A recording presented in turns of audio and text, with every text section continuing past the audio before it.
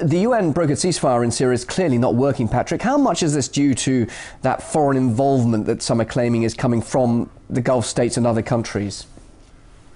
Well, I think it's important to just point out from the start that the UN broken peace deal is foreign involvement to start off with. This isn't a case of the Syrian people sitting down and negotiating by themselves. This is Kofi Annan and various officials coming in and imposing a peace plan and a treaty upon the Syrian people. So I mean, from the start, it's important to point out that foreign intervention is happening already in Syria. And Patrick, don't you need a mediator between these two factions, though? The time has come for some mediation, hasn't there? And that's exactly what the UN's trying to do, getting a balanced reaction, balanced part played from both sides there in Syria.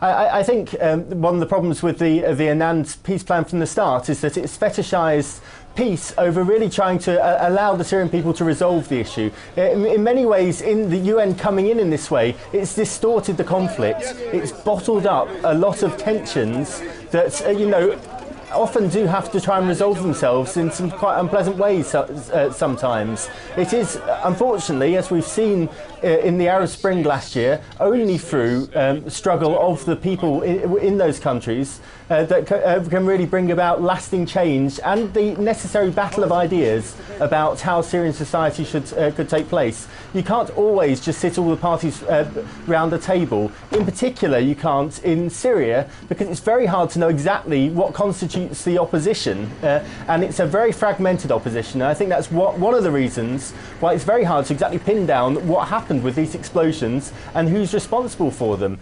What we are seeing here is a very messy, increasingly complicated kind of civil war, and unfortunately the Annan plan is distorting that rather than actually, I think, making things better. Also, the US is saying that Al-Qaeda militants are operating in Syria.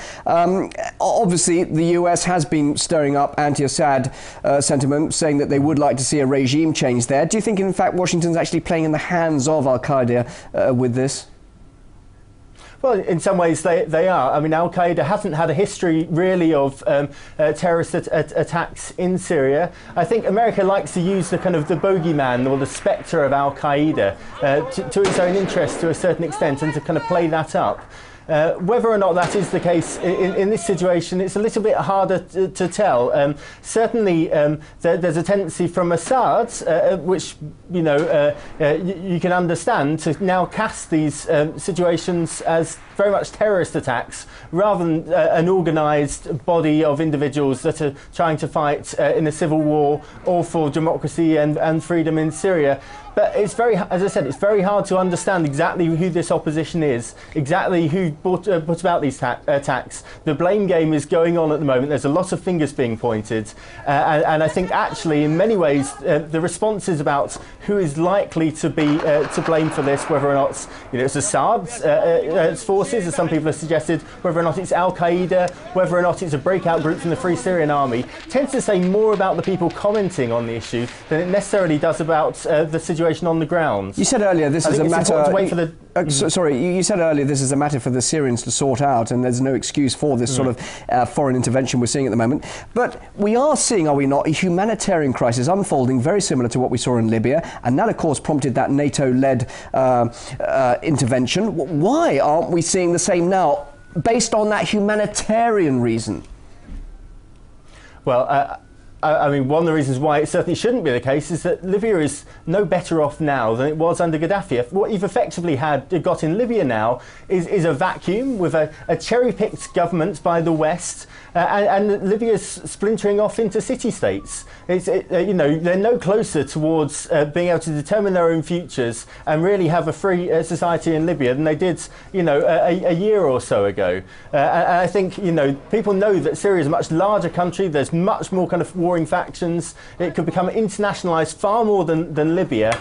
And, you know, trying to have a NATO intervention in there will be very messy. I think that's why there's a lot of faith being placed in the in Kofi Annan's plan, even though from the outset it was very much seen to be, you know, just a pragmatic attempt of what else can we do. I mean, as Annan said from the start, if we take the peace plan off the table, what else could we replace it with? Just from briefly, the start, it's always... OK, just briefly, Assad, he's introduced reforms, he's managed to stay on in power so far. How do you assess his position? Could he actually survive all of this and remain at the helm?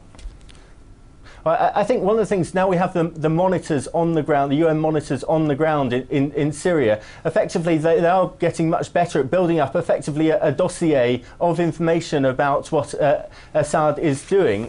I think that could, at some point down the line, lead to greater excuses for intervention. But Patrick, only 300 observers at the moment, only 300, not all of them there, meant to be deployed by the end of the month. 300, that's too little too late, isn't it? Just briefly.